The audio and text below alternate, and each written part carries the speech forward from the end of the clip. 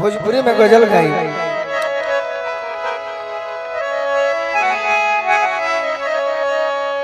भोजपुरी में गजल हमारा हिसाब से 12 मासा गीत बा।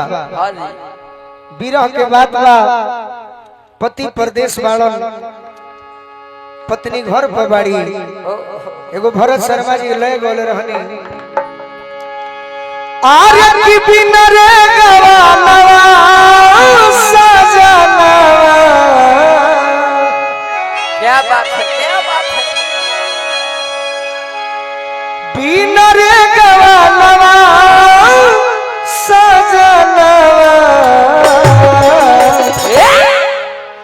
जन ससुरारिया आई है जा। 12 मासा गीत यानी एक साल में 12 गो महीना होला। रितिका जी, अंकित भाई गौर से बहुत बहुत सम्मान। आज के मुख्य धन्यवाद के पात्र तो सभे बा, लेकिन हमारा अंकित भाई जरूर बा, जे करी स्टेज, जे करी लाइट, आतना सुंदर साउंड तार हमार जोड़ी भाई भाई के बन रही। एक साल में 12 गो महीना होला। अब 12 महीना में पियवा परदेसे रहत रे, तब मेहरारू चिट्ठी लिखत रे कि आखिर कौना महीना में अइबो कि ना अइबो। बोलो कह तरीका का कहतरी।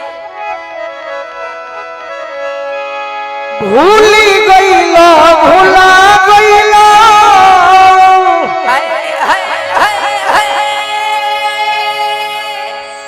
हमरा आँखी के झुलवा झुला गइला।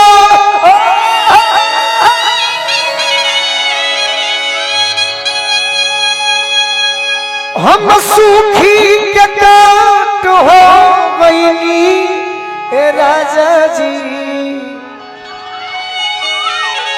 का है तू दूसरा के बगिया में फुला गइला। जय देखी पत्नी का कहतरी, का कहतरी। अरे कि कसम सपरता बदनवा,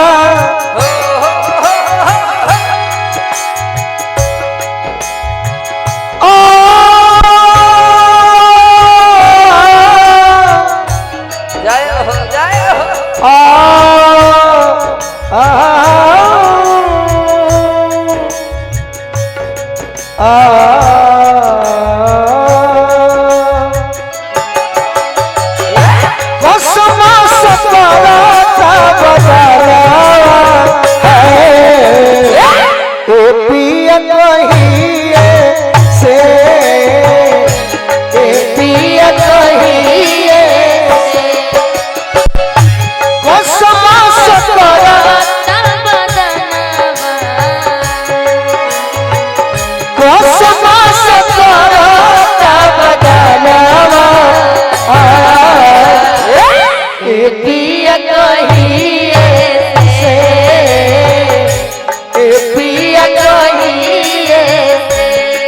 राजा छूट लेके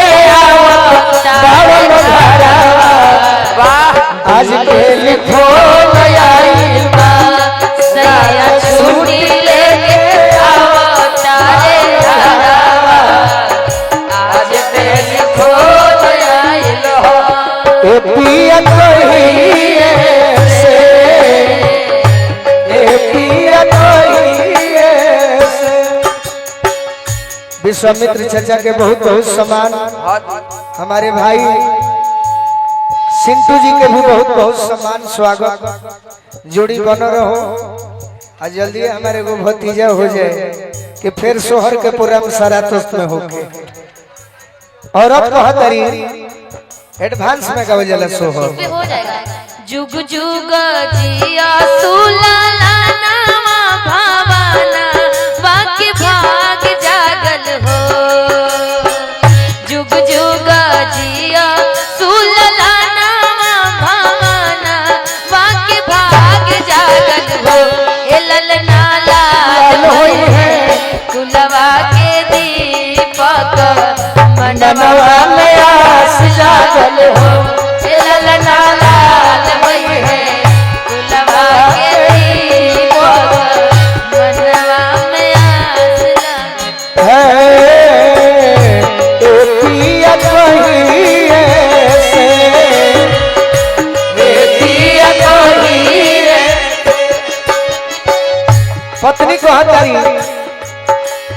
कि हमरा सरोरा वादा को के गइल बनी हाँ जी कोई लो करार हो कुआर में आई कोई लो करार हो कुंवर में आई कार्तिक में देहिया के अगिया बुताई अगिया बुताई अगिया बुताई कोई लो करार हो कुआर में आई कार्तिक में देहिया के अगिया बुताई ई भोजपुरी जगत के विश्वामित्र चाचा हाँ जी एगो अलग गाना बा जेकरा के रवि भैया 12 मासा गीत कहल जाए हाँ हाँ माने साल में 12 महीना आ कोनो ना कोनो पर्व आवेला पियवा नहीं खनावत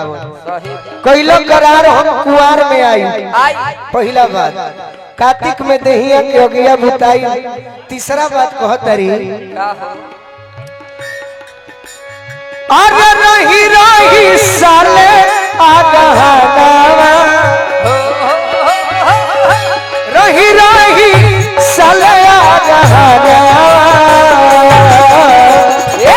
ए पिया कहिए से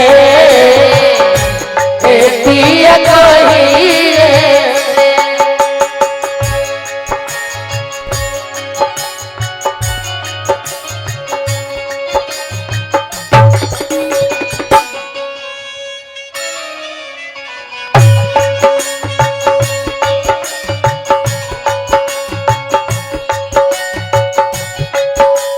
क्या बात है भिखारी भैया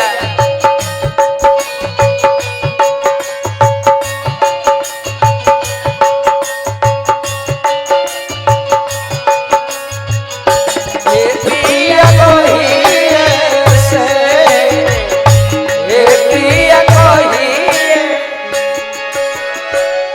तो भोजपुरिया लड़की हो जोड़ी हो हाँ जी 12 गो पूरा होता कि ना 3 गो पूरा कर दिले बनी हाँ हाँ कैलो करार हम कुआर में आई कार्तिक में देहिया के अगिया बुताई रही रही साले अगहनावा चौथा चौथा फूस में फूस के पलानी सतावे फूसों में फूस के पलानी सताए।